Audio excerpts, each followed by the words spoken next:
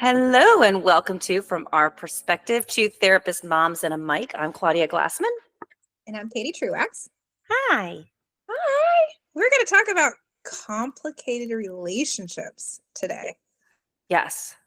Or maybe not so complicated. Relationships we make complicated? Ooh, that's deep. Or we said before we started, like, isn't any relationship kind of complicated? Right. Yeah. Or not. I mean, it's funny because like I was kind of, I sent you a voicemail this morning and was kind of like venting a little bit. And I was actually talking to you about a couple of relationships in my life that have been somewhat challenging for me. And was reflecting on the fact that I do have some relationships in my life that are relatively uncomplicated. Mm-hmm. And I'm so grateful for those. My relationship with you is one. My relationship with my husband is one. My relationship with my child is one. Thank God, because otherwise I probably would need to be in a padded room somewhere, like legit. Yeah. Well, right. And so I think sometimes like relationships can be complicated by numerous factors, right? Sometimes it's within our control, sometimes maybe it's not. And maybe you can't always spot them. Because sometimes relationships become complicated, right? That didn't used to be. That is so true. That is so true. I've had that experience so many times where Yeah. things seem so simple at some point, and then it's like, what happened? How did things get twisty feeling in this relationship? Mm-hmm. Yeah. So I don't know. I mean, this comes up a lot. I don't think my clients necessarily say this is a complicated relationship, but they'll say something and be like, relationships are so complicated, like maybe it's anything or it's navigating relationships. But yeah, what are your thoughts on maybe what makes it complicated, or what are you hearing from clients? It comes up a lot for me in my sessions. Yeah, I mean, that's one of my favorite things to work with people in therapy is relationship issues. I think it's so intriguing, so interesting. No two people are the same. And if you think of how many different aspects of personality we each have, it's no wonder that when we connect with another human that has just as many or more aspects of personality as far as likes or dislikes or just ways of being in the world, histories for better or for worse, hopes, dreams, fears, aspirations, hopes, I said hopes already, goals, right? Like how, of course we have difficulty connecting or meshing, right? And I think that for some it might be more difficult than others, and maybe we can talk about that. But it almost seems like if you take that into consideration, it's amazing that any relationship is easy. No, true. Right? Yeah, I mean, and that's the conversation I have a lot with people is you come with your history, your stuff, your wounds. The other person comes with theirs. Mm-hmm. And sometimes if it's the right mixture of baggage and wounds, it's like I think some people poke each other's wounds accidentally more than others. It's just the combination, right? It's almost like a crapshoot of, well, your baggage happens to be my triggers and here we go. Right. Right. And then I think when it comes to family dynamics, you're dealing with dynamics that have been around for so long that, as a kid, you may not have recognized, and now you're an adult, right? So you view the world differently, you view relationships differently, and then that may no longer jive, right? That your expectations of others, or maybe your expectations of relationships don't meet, I don't know, the rules and the guidelines that your family had in place around those. Yeah, that's right. Right. Right. Grow up. Yeah. Yeah. Or you saw things going down in your family and you said, well, that doesn't work for me. I don't want that dynamic in my relationships. Mm-hmm. And so you consciously make an effort to have very different relationships, for example. Right. But now you're kind of like breaking that family's way of being. Yes, that's also one of my favorite populations to work with. I love working with people. Usually this is like in the 20s, right? Where people kind of have enough space away from that family of origin to be able to look back or look at it kind of, with some perspective to see, hmm, that's interesting. I never realized that was happening, or I did never think about it that way, right? Or, I don't think I want to do that anymore or the same way. Um, Sometimes I do want to do things the same way. Those typically aren't the people who need to work through things on my Yeah. couch. Right. Right. But I love that, right? This kind of the 20s kind of phase of differentiating, right? And it can start earlier or it can be later in life too. I've seen this at all ages, but it seems to be a very common thing that kind of is developmentally appropriate kind of in the 20s, which is a really fun time, I guess, for me to be able to work with a client. So I don't remember like Was that that fun time for being you? so, no. It's a lot of growing, and growing can be painful and uncomfortable. And I mean, I definitely had a lot of fun too, but I don't Mhm. think it's the cleanest age and stage of our life span. Yeah. So, it's interesting because I when I work with individuals, obviously I'm hearing one side of the story. Yeah. And so I tell my clients this, like, well, your partner, your parents, your whoever, blank, fill in the blank, has another perspective and it may not be yours, right? It may not be shared. Um, and I have a lot of conversations with people. And I mean, this is a frustrating point in my life too. I think it's the frustrating part of, I don't know, being a social species and having to communicate with each other is I cannot control what you hear or don't hear Mhm. or how Yeah. you hear it, and I may say something that I think is very clear and you may completely interpret it differently than I intended. Right.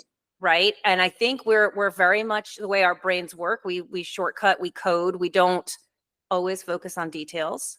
Hmm. Right. We take our own experiences, our own perceptions, and we decode what someone says to us and say, I got it. But like we don't often stop to verify that we actually did indeed get it because we just assume, oh, I know exactly what you're saying. Right. Um, Or what you mean, or what you're intending, or what you're trying to communicate, what you're not saying, right? That's that's another big oh one, right? All yeah, these yeah. assumptions people make, right?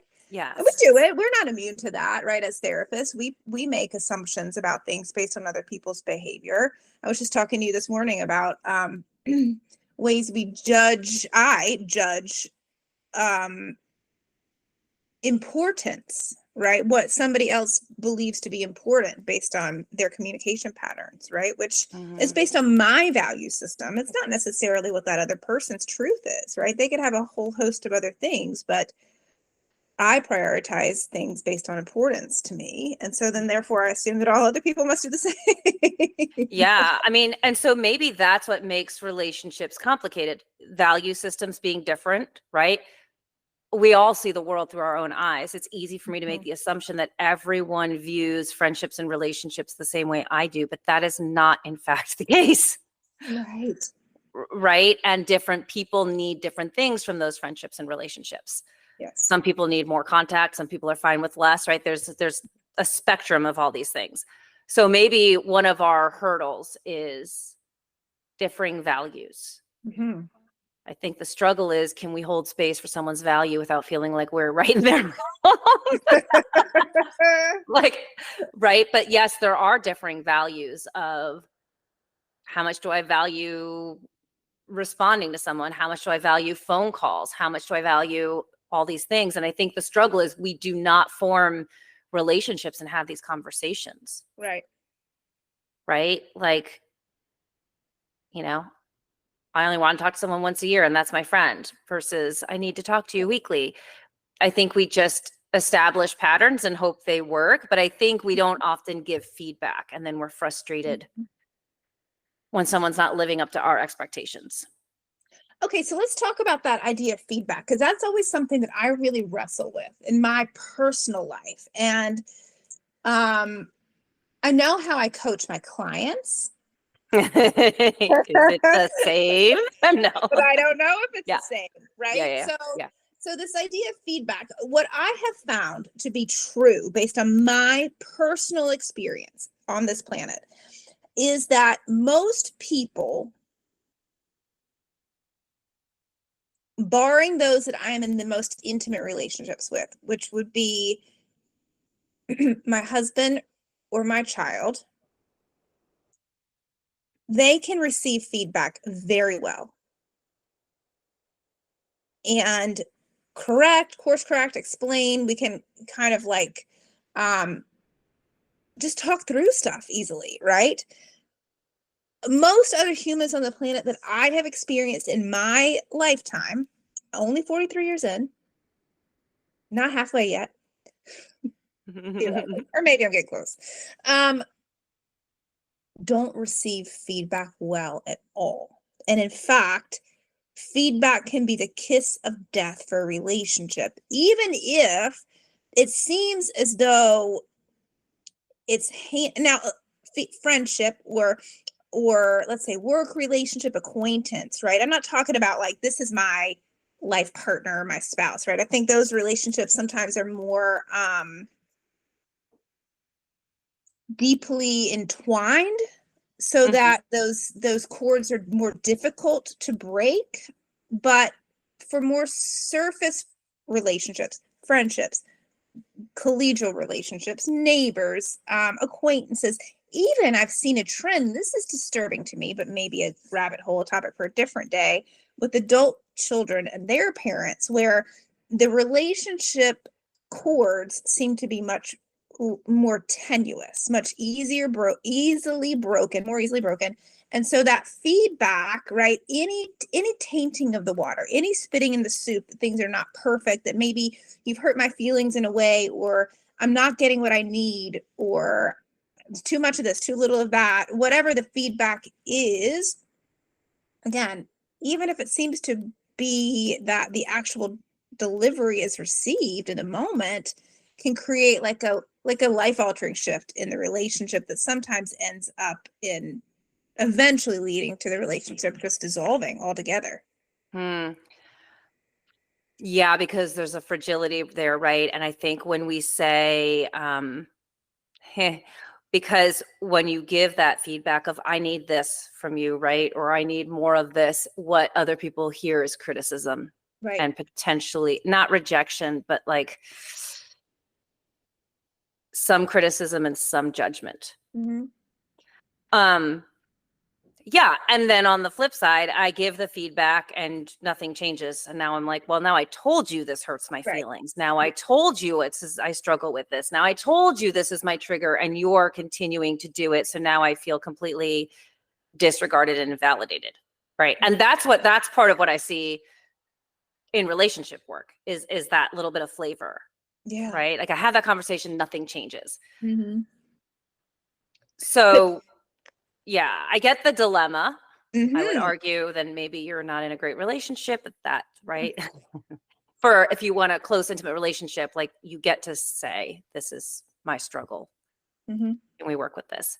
But yeah, I mean, I don't know if giving feedback works across the board either. I mean, yeah, it seems like it creates, like you said, this sense of like criticism or fragility. Like I feel like I'm walking on eggshells. I don't know what to do. I don't know the right way to be, or like I've done something wrong, which can be triggering for people, right? If they've, like been, let's say, childhood maybe was an environment where they felt was a punitive environment, right? Where they were held to standards and they were punished for not meeting standards. And oh God, here I am as an adult and somebody says I didn't do it perfectly. Oh my God, right? That could be incredibly triggering Yes. for adults, right? And then you want to just like flee, freeze. I don't want to be in it anymore, or fight, right? That fight response, like back, right? Because we're triggered by Yeah. receiving the feedback. Yeah. Right. I mean, and that's a self-awareness thing. And some people are more self-aware than others. I do think there is a way to deliver feedback that is not putting the blame on someone else. If Yeah. I know that I'm triggered by something, Mm-hmm. right? If I'm triggered by a tone, for example, Mm-hmm. for me Mm-hmm. to say, to someone, and I'm not talking people in the periphery, like I'm talking about a friendship I value and am close to, because I don't know if I would spend this energy nurturing kind of more distant relationships, because it wouldn't impact me the same way. But to say, hey, like I have my own shit around this, right? And this, like, I really struggle with people's tones. And I know you probably don't even mean it, right? It's just, it's a tone, but it's my thing. It's my issue. Like, can we come up with a way to work around that? Right? Yeah. Or when you don't respond to me, I don't feel like you're listening. Can you just, even if it's a Mm-hmm. you know, I mean, those are conversations Adam and I've had. I'm like, can you like respond? He's like, I Hello. hear you. He's like, I hear you. I don't really have anything to contribute to that statement. And I'm like, Right. but like a normal person says something, right? Right. Like, Mm-hmm. so we've had, but, and I don't say it like that because that is not the type of feedback I'm talking about. Right. But to say like, can you just respond so that I can register that you Right. received that message? And if you have nothing to say, that's fine. Mm-hmm. But like even an okay or huh or interesting, I don't know, all the filler words, right? Mm-hmm. Like let's do filler words. But you can say, you can own your own stuff around that. You can say, this is a me issue. Yeah. Can you help me out with this? And that's very different than me saying, you never whatever, or you always do this, or you need to do this more and that less. Like that I get feels defensive. But I do think if we own that it's an us, because this is the other reality, it is a me problem. Right. You know, if the other person's values are different, or they interpret this relationship as perfect the way it is, and I feel like, it's not quite working for me, it is a me problem. It's not a them problem. They don't even know the problem exists. Yeah. Right. So we have to, I think, when we give feedback, maybe it's not even feedback, maybe it's ownership of our own stuff in the relationship. Yeah. You know? Okay, so let me play devil's advocate on that a little bit, right? So if we do recognize that it is our own stuff, because this is where I tend to land, right? I will tend to keep it inside and just ride it out. Because my thought process is exactly what you said. There's nothing inherently wrong. If this is what she wants our relationship to be like, there's nothing right or wrong about that, right? And I can't make her want it to be anything different. Yes. So I can either blow it up and say, no, thank you, I don't want this, or I can just take it for what it is, ride it out, ride with it, and then, use my support system, use my coping skills to manage my reactions to being in this relationship with someone else who is giving me what they want to give me, and it creates feelings for me, right? Yes. And I think that's what most people do. Mm-hmm. Right, except for the people who are in our offices saying, I don't know how to deal with this relationship, right? Or they're so frustrated, or they're so hurt by it, right, that they're not able to process it on their own. But I think most people do that. They either communicate it and course correct, or they say it's a me issue and I need to do the internal work to manage this differently for myself, whatever that looks like. But I think that's exactly what most people do. Right? You kind of weigh, is it worth the feedback? I mean, this is the other conversation I have a lot with clients. Sometimes in these conversations, it's what would change a situation, what would make the relationship better? What do you want out of this? And it's like, well, change the other person and all these like attributes that person has never possessed. But if only they were more communicative, less judgmental, more open, warmer, fuzzy, whatever description they have, then it would be better for me. And I get that, and this is what I said to you before we started recording is, okay, but has that person ever been that? And it's like, well, no. It's like, so I get it would be awesome if they completely 180'd into a different person, but this person is this way. They're showing you who they are and what they are. And obviously I'm a firm believer in people changing. That's why I do this job, but I'm also a firm believer in that's a choice. And I know it's work.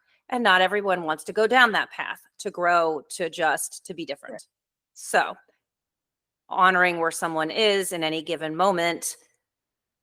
Okay, well, now you have to make a choice of how do I relate to this person given who they are right now, because that's what you're dealing with. Right. because I think again, we're like, well, if they would just be different, right? So and this is where I think the feedback doesn't work. I'm giving you feedback so you turn into a different person, so then I'll be good. Right. That's why it doesn't land. Right. Saying, this is my issue, this is my sticking point, this is my wound. Mm-hmm. Please don't jab at it as best as you can, right? They're going to step on landmines. It happens. But like, please be mindful of it is a very different request from someone who cares about you than you need to be a different person for me to like you and get along with you. Yeah. You know? Yes. Because I think typically people, right. I think, typically people are who they are. Right. Yes. I mean, I think that, I don't know, this is tricky, right? It is tricky. Why does it seem different? I guess, so if you think about like a romantic relationship, right? The majority of relationship counseling that happens is in the context of a romantic partnership. Sometimes we have parent-children, right? Mhm. But those are both primary attachment relationships. Yes. You typically don't have friendships come in. I mean, outside the context of maybe like EAP work, you don't have like coworker relationships, coming to therapy, like my office suite mate like hurts my feelings, right? Like you just decide that, Betty's gonna chew loud and wear perfume you don't like, and it's just what it is, man. Maybe next year you'll get a promotion. I want someone to build a practice just on like couples counseling with because there's not I'll tell you why. Tell me why. Because they're not as intimate, potentially. And maybe in the context of survival, right? Like if you go from like a biological perspective, like we need our parents to survive, specifically when we're born. Right? For procreation, you need a partner. So that's kind of wired in us on some level. You can replace a friend. I think it's more, I don't want to say disposable, but maybe less instinctually driven for survival than those primary attachments, because people often recreate the primary attachment to your parents is often the one that influences your romantic relationships. Yes. Right? Either you're repeating patterns or completely trying to course correct patterns, but it's all coming from this original attachment relationship. Right. I think friendship relationships sit in a different space somehow. I work with a lot of people that have so many reactions to their romantic partner and feel so triggered or so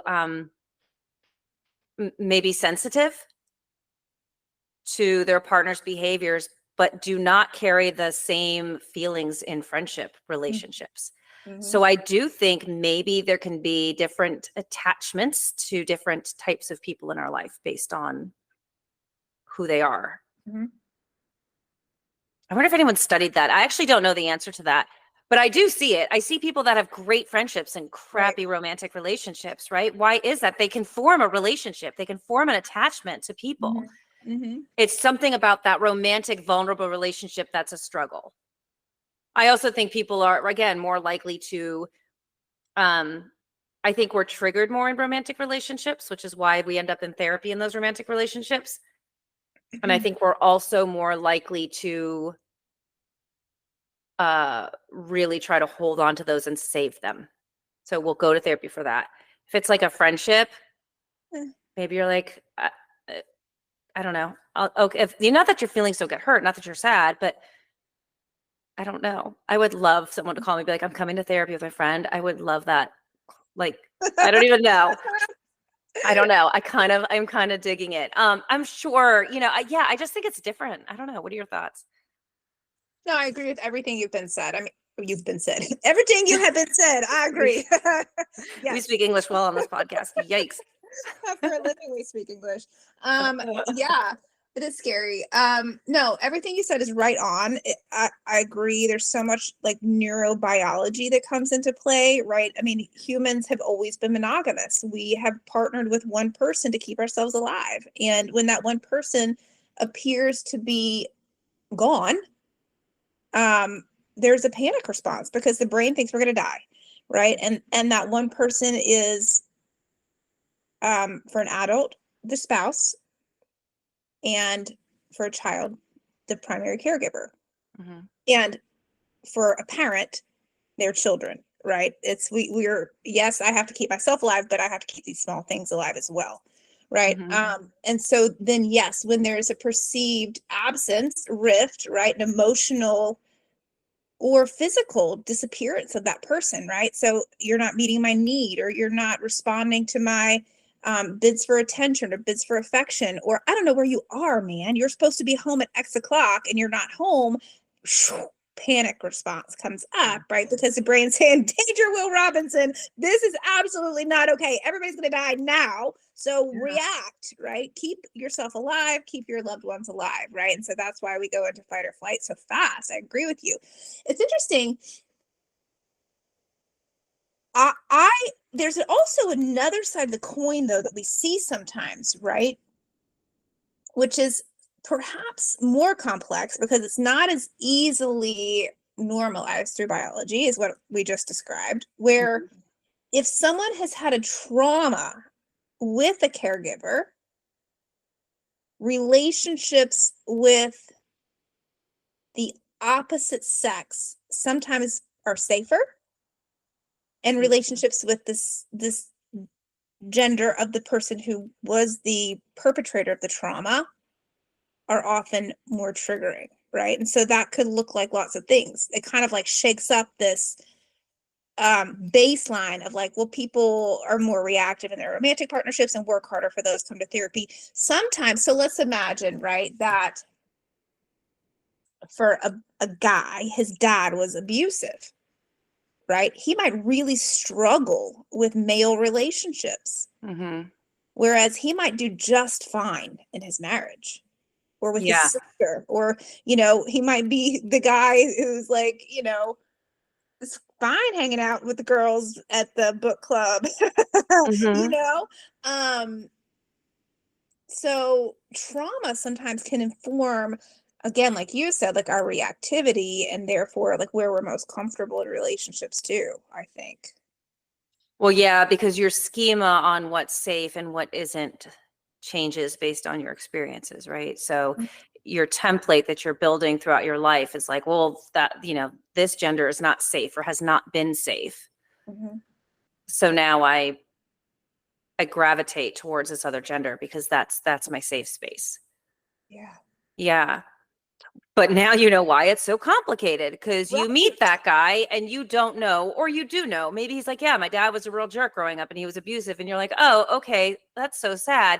But most people, and this is, I think we have very different conversations about this stuff than the average person, because I would hear that and be like, that's going to impact the way he navigates relationships. How can it not? Yeah. But the average person isn't doing that. Right. Even on a really simple level, when I work with couples, we have a lot of conversations about what was your life like growing up? What were your parents like? What was their marriage like? Why does that matter? Because that's what you saw. That was your foundation for what a marriage was like, for better or worse. And it doesn't always have to be major trauma that informs things. Right. It could be my parents never argued or disagreed. And so I don't know how to do that. And I assume if I'm arguing and disagreeing with my partner that it's over, because we should never argue. Yeah. Which is not a realistic goal, right? Yeah. But you can see where now that informs how you interact with relationships, right? So either conflict avoidant, right? So when someone says to you, hey, I need you to, acknowledge me a little bit more when I say X, Y, and Z or blah, whatever, you're like, oh, she's mad at me. Conflict avoidant. You go turtle, right? Right? Like, she hates me. We're done. Right.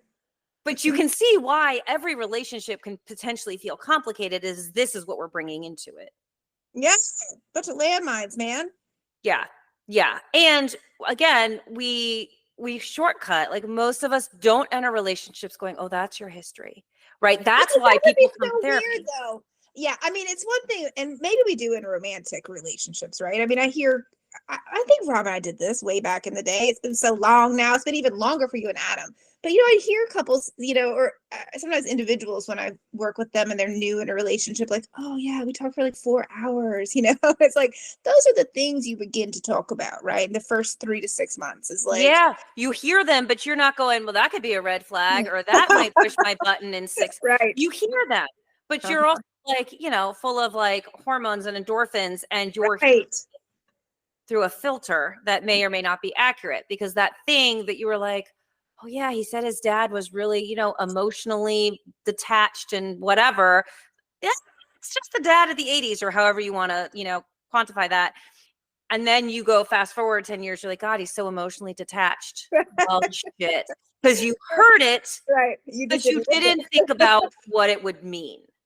Mm-hmm. You know what I mean? So yeah, we Yeah. have these conversations, but we just kind of like note it and then move on. Mm-hmm. And so, that's, I think, because when couples come to us, these are the things we dive into, that because normal people don't dive into this, because it's kind of what we're trained to do. It's what we're trained to look at. So I get that people don't have these conversations or don't register things the same way. And maybe it kicks us in the butt a little too, because maybe we get too analytical about stuff. Maybe we hear too much in every statement that, maybe we should let go of more. I'm open to the possibility that then we get too in the weeds, right? Well, but that does bring up a good point, right? Because if you see some of these red flags, let's use that term, right? How do you know? What are you going to do? The longer I'm on the planet, the longer I just want to be at my house with my dog. Like, how do you know, right, when to stay and when to go? How long to hold on? How long to fight for a relationship? And again, this is all going to be dependent, right, on how primary that relationship is. Is it your parent? Is it your child? Is it your spouse? Or is it, you know, the neighbor or the gal from carpool or your coworker or whatever, right? Like, that's difficult. But in all fairness, it could be a friend, it could be a sibling, it could be a stepchild, it could be like a cousins, right? Sometimes people have relationships where they are valuable, but they're not primary, Yeah. right? And if you're seeing some of these red flags, literally, if you, because you and I, we've been doing this shit a while, man. If we were to put down everybody's psychological profile on a piece of paper that we met, let's just say, okay, our kids are starting a new class this year, right? Your kid's going to a new school this year. You're getting ready to meet 20 to 30 new women. I'm scared of what you're going to say, because if anyone hears this, going to be like, she's assessing me. I'm just kidding. I'm not. I only get paid to assess. I'm not assessing. That's right. Okay. We don't have to work that hard. But if we did, right? If we sat down and we said, okay, these are some of the things that I'm interpreting about this person's psychological profile, right? Or i.e. their personality, right? And whether it's going to work well with mine. Like, how do you know? Like, how about you're like, okay, well, you know what? Like, she tends to be more extrovert. I tend to be more introvert. Is that going to work well? Is it not? I don't know. Like, she likes red wine. I like white wine. Like, is that going to work well? I don't know. You know what I mean? Like, where is the divergence in a relationship a deal breaker? Yeah. Right. And particularly, I think, well, we could talk about romantic relationships, primary relationships, and we can talk about, let's just say, secondary relationships. Maybe we'll coin this term. We'll write our book about it one day. Yeah. I think for primary relationships, because I think that's where most people get red flagged, right? Let's face it, it's in a romantic relationship, because there's a lot more chemistry that goes into those relationships than, the moms at school. You either like them, you don't, you connect, you don't. It's like, you can keep them at a distance, be like, we're nice, we're cordial, we're not that close. But I do think in romantic relationships, it's different, because you have a lot of hormones that kind of cloud judgment potentially, Right. or you do, period. So I think that's where people start to say, yeah, there was this red flag, but I didn't acknowledge it, or it was a yellow flag and I wasn't sure if it was going to go green or go red. Mm-hmm. Right. I think the first thing is to have, which this is Mm-hmm. so age dependent, but like you have to have some kind of sense of yourself. Yeah.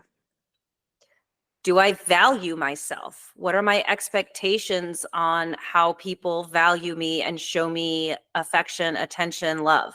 Mm-hmm. What am I willing to tolerate and what am I not? Because I think obviously there's like a honeymoon period early on where people will show you their best side, but even in that, it's not always all great. Yeah. Yeah. Like when someone shows you who they are, believe that's who they are. And I think so often we're like, oh no, but like that was just that one time, Mm-hmm. you know, that's Mm-hmm. not, they didn't mean that. And it's like, but it doesn't always go away. So when you start to see stuff that doesn't feel right early on, Mm-hmm. trust that to be true. And Mm-hmm. not everything's a deal breaker, Yeah. right? Like I have a lot of conversations around the love languages, and people will say to me, well, mine is act of service and his is this and theirs is that. And I'm like, okay, so sometimes you don't align on that. So someone may Right. be showing you affection by bringing you gifts on the regular or telling Oh, you yeah. you look beautiful, but you're like, I just want you to do the dishes. And Mm-hmm. that would really work for me. That is not a red flag worthy of killing the Right. relationship, right? That's like they're showing you affection. It's just not in a way that you understand. That can be course corrected. But I started dating this guy and then he stopped calling for 3 weeks and then he called back and here I am again. Why did you do that? He didn't call you for 3 weeks. Without sounding mean, you weren't that important during those 3 weeks. So he was Right. either preoccupied with something else that didn't work out, or he's not that interested, or he's bored. Mm-hmm. He showed you weren't that important. Right. Why are we not listening?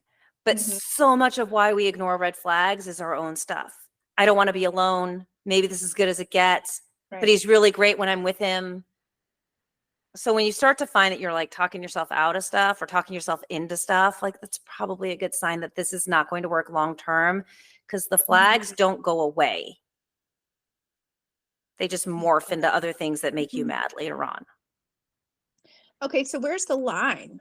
I can reflect on my own relationship, and I know how I coach clients. There are certain things that can be molded, shaped, Mm-hmm. altered, even extinguished, right? Behaviors that can be eliminated.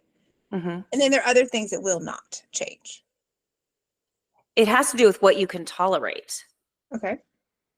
Like, what is the deal break? But this is where you have to know yourself. Mm-hmm, mm-hmm. Right? I can quote unquote fix a lack of response by saying, "Hey, yo, Hello, did you hear me? hello, I'm talking to yeah, you. hello." Come to my It's house. it's not such a big deal that I'm like, this is never going to work. For Mm-hmm. someone else, it might be. Right. I don't know. Well, yeah. I mean, if that were a trigger, right? If you never felt heard as a child, if you felt neglected or alone or Right. overlooked or abandoned, yeah, Yes. man. And then Yes. you're married and there's a dude across the kitchen table doesn't respond when you talk to him. Like it is over tonight. And it might be. And for some, right? And for some people, Right. that might be it. But that's where it's so, you really have to say, Mm-hmm.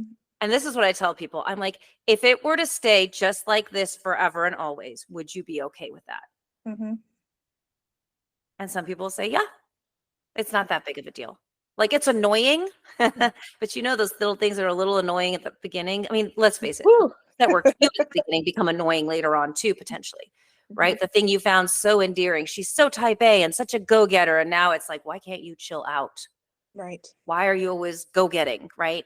So Mm-hmm. even the things we adored can become annoying Mm-hmm. later on. The things you thought were annoying in the beginning do not become cuter as you move through life. If the cute things are now annoying, the annoying things are still there. Mm-hmm. But yes, not every irritating behavior is the reason to cut someone loose. Mm-hmm. But am I okay with this, or is this a non-negotiable? I can't answer that for people. Like that's where you have to sit and be like, okay, so I constantly feel like I am the 10th priority. can I live with that? And listen, if you can, I work with people who are like, you know what?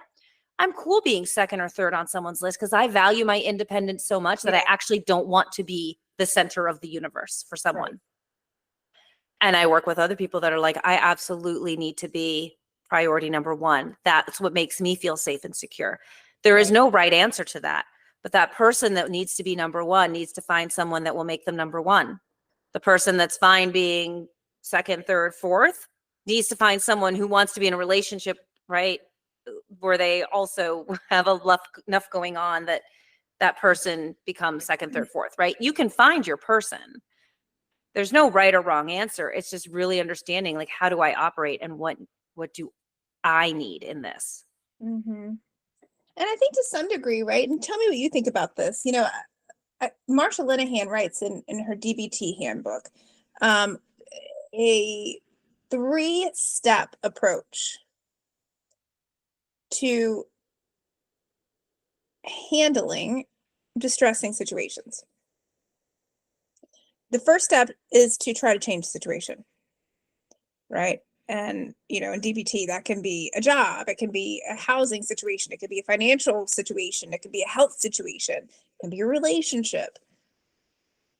And then if we are unable to do that, if and only if we're unable to change it, then we change our reaction to it. And then if and only if we're unable to do either one or two, then we accept both as they are. Mm-hmm. Ooh, right? Mm-hmm. So to that point, right? If we think of like, okay, I'm in a romantic relationship. My tentacles are entwined with this person, right? He or she is very important to me. And maybe over time there's some extrinsic factors tying you together too. You got a plant together, you got a dog together, you got a water filter together, you got an apartment lease, you know. Then eventually you got kids and a mortgage and a 401k and all that shit too, right? So like I'm invested, man. Mm-hmm. If I want something to be different, can I ask for that? Right? Going back to this piece about offering feedback, right? So, yeah. Should we try? Should we try to see? Can I ask you to not make that noise or do that thing or look at me this way or not look at me this way or fill in the blank? I feel like Yeah. I mean, Mhm. again, I think that's your starting place. Right. Hey, this is my thing. Don't do that. I don't like that. Right? I don't like it. Right. Or this bothers me. Or this, those I statements, right? Mhm. Or what I messages that we had, right? Yes. I feel frustrated when you don't Mhm. respond when I said something with a, filler word. Okay. Yes, you absolutely should do that. Because you're assuming someone operates by the same code of life that you do. I'm over here laughing because you and I know I I introduced this concept to a guy um, who came to see me for brief therapy. Maybe 4 sessions is all he really needed. Maybe 6. I can't remember. A few months back, and he was having not a lot, but a little bit of interpersonal conflict with his wife, and we talked about these I statements. And I remember suggesting that he catch in the moment, right before he goes to 100, right, or hits red, say, I'm feeling frustrated because when I did this, you did that, and that kind of, he was like, do people actually do that in the moment? And I was like, I mean, not really, no. Adam's like, who talks like that? Nobody Yeah, talks like that. it doesn't look like that in my kitchen usually. I mean, I can teach it, No, it's right? you drove me nuts and you pissed me off because you did X, Y, Z. Hmm. But okay, so yeah, there it's therapist talk. I get Right. it. We But approximate. the concept behind them is Yeah, valuable. right. And people misuse I statements all the time, right? Like, You're an asshole. when you do this, I feel, right? Like you can spin them. It's meant to disarm the person, but you can definitely use an statement with a little dagger attached. It's true, right? Mhm. But I think, yes, getting back to, you absolutely should communicate your needs, because again, most relationship conflict is because someone isn't communicating what they need and is sitting on it and doing some passive aggressive shit because they're mad, right? Yeah. versus just saying it. And sometimes just stating your frustration is what's needed. The situation doesn't always have to change. Sometimes it's just being able to express where you're at with something that allows you to move through it. And then learning how do you communicate with your partner in a way that makes it productive and not problematic. Because I think that's the other sticking point, that when people come to us, right, it's we can't communicate effectively with each other in these conversations at home because it turns into a fight. So we need a third party to kind of help us navigate these conversations. Yeah. There's a lot, right? Yeah. And that probably, going back to your point, right, is why we see more couples, romantic couples in or parent-child relationships in our offices, because in friendships or acquaintances, if you have a fight, you're probably like, all right, like, I'm out for this. Like, this is too much. Yeah. This is supposed to be fun and you're not fun anymore. So on to the next mom at carpool. Yeah. Well, we have different standards around it, right? Different standards about, you expect things from your romantic partner that you don't expect from somebody else in your life. Yeah. You expect, Everything. Yeah, I mean, you everything. expect Yeah. their support, their response, their validation, and things Yeah. that you don't expect from your friends, and if the further out relationships go, you have fewer expectations of the people you're less close to, right? So that's why those, I think, come into our office, because it hurts more. It's more uncomfortable. It's causing more problems. Right. You are more connected. You're more tied together, but I think it's communicating. I think you absolutely should communicate your need. And as I always tell my clients, but that also means they get to do the same back. Yeah. So you're dishing out feedback. You have to also get comfortable with receiving said feedback or feedback from them. It's not a one-way street, right? I think it's understanding that everyone views the world through their lens and their perspective and their own filter. Right. So don't assume what you say is heard with the intention or the message that you thought would be heard. Don't assume they know what you need, or that they're not doing something you do need, or that they're doing something that hurts your feelings. If you're not saying it, they are blissfully unaware. Right. Right. So I think that's an important factor too, That's one of my again, favorite bubbles to burst. is what? If I had a nickel for every time, it's usually a young woman will say something to the effect of, don't you think he should know that? Oh, I burst that one too. People Nope. probably are like, damn, that Absolutely therapist.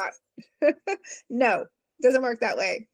Yes. People are not equipped with miracle balls, magic balls. What is it called? Crystal balls. Crystal balls. That's what those balls are. Yes. Right. And they don't mind read, Mm-hmm. and know they shouldn't know, and know it is not obvious.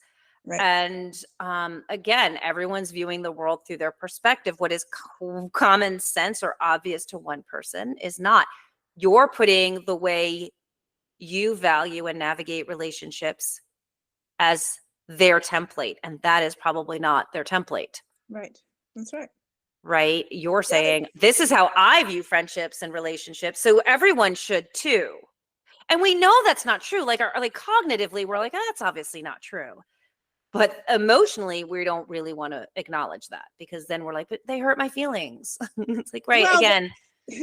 You and I know that that's not true, right? But I would say that yes, you're right. What you just said is true. In fact, some of the things that I'm remembering venting to this morning on my morning Debbie Downer voice message were to that very effect, right? But like, not every human walking the planet knows that that is true, right? In fact, I would hazard to say we are probably rare in the fact that we do know that that's true, right? That we know because of our work in the world that everybody is built differently. Everybody has their own lens. Everybody's doing the best they can.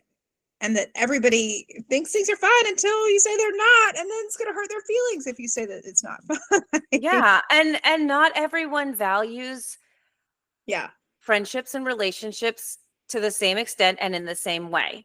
Right. And I think you always have to ask yourself, and this doesn't always have to be a big blow up or a big fight. I believe in quiet distancing, where I just let it go. And it's not a discussion, and it's not a conversation, and it's not a big thing. It's just me deciding, I think we value things differently. and it agitates me to be in a relationship with someone that is making it not fulfilling, right? What's the point? This isn't, I don't call this a friendship. And so I just withdraw if I don't feel supported, depending on who it is. Obviously, my husband, we would have conversations, but again, you get to decide whether you're going to go along this ride with someone. And if you're like, I believe friends should communicate regularly, and you kind of have this whole narrative of what you think is important in a friendship, and you are friends with someone who doesn't do that, it doesn't mean they're a shitty person. It doesn't mean they're heartless. It just means they operate out of a different system. And maybe that's not a match for you at this point in your life. Because I also think I think what's hard with relationships is that they morph as we move through life, as our world and our ability to hold space for a lot of different people shrinks, right? You're married, you've got kids. It's like, it's harder to keep a lot of relationships as you get older. And when you're younger, things are kind of built in, you have more free time. So I think that's the other challenge, is recognizing that sometimes things ran their course, or maybe you view it differently today than you did 20 years ago, and that's okay. And maybe they view your relationship differently today than they did 20 years ago. And I think that just kind of happens. Okay, so we've unearthed some really good topics to come back to. I feel like we could come back and circle around to so much that we touched on here, right? We could circle back around to, what are red flags? We could circle back around to, like, how would you effectively verbalize if you needed or wanted something? What are these I statements we're talking about, right? Like, no one uses them anyway. I'm just kidding. Client feedback is like, nope. No, but they are helpful. And it is like fabricated way of communicating. I get it. But like, sometimes you have to move out of, I think why they work is because you're moving out of your normal into this like weird, awkward communication style. So it takes the emotion out of it. If both people are talking in a weird way. Okay, so add our topic list, weird ways of talking to people. Good. We'll come back to that. We'll come back to some of these topics, but I think that's a good place to start, right? This idea of getting really clear for yourself. How do you view relationships? What are your priorities? What are your deal breakers? Whatever those are, it's okay, but just know what they are, so you don't put yourself in a situation where it's deal breaker after deal breaker and you're tolerating it, but you're frustrated with them for being this way. And leaning into the fact that you can only change you and make adjustments internally. You can't change someone else's way of being or their behaviors. And so you have to decide, does that work for me? Does who you are, can I work with that? Not can I work that? Can I manage that? Can I make some shifts for myself to create space for the way you are? Right. If we've asked and we've tried to, tweak it. In certain relationships, again, right? Not everyone's going to be the type of relationship where you have the depth to have those kind of negotiations, but some are going to be that way. But even then, you have to decide, is that okay with me? Can I be in a relationship where I can't have these conversations? Am I okay with that? If you are, fine. That's okay. If it works for you, I don't care, right? It's fine. There's no right or wrong answer. But again, it's getting clear with yourself. What can I tolerate? What makes sense? Can I be in a relationship like this? And, if it's, that's fine with me, then it's fine. Right? Yes, that's right. Yeah. That's so profound. That might be the most profound thing you've said today. If it's fine with me, then it's fine. Then it's fine. But then you wouldn't be in my office anyway.